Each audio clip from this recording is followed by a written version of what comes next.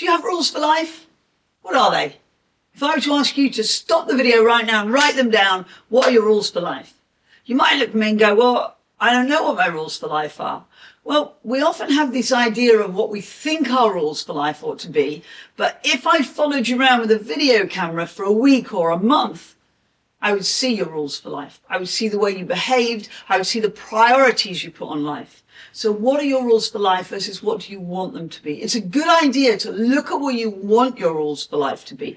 Let me give you an example. Imagine we've just met and you're going, oh, I believe you should be kind to all sorts of people. Doesn't matter what they do to you, you should prioritize being kind to them. Now, do you walk that talk? If I follow you around with a camera, would I see you choosing to be kind? Would I see you choosing to walk away from people who weren't being kind rather than to be unkind to them? Now, I'm not saying that should be your rule for life. That's just an example. But I would say it's really important to sit down and think about that. What are your rules for life going to be? And how are you going to develop them as a habit? So having written them down, spend a little bit of time going, right, so when am I going to do that? In what circumstance will I make sure that I follow that rule for life? So that when I put my hand on my heart, I know I'm the person I really would like to be.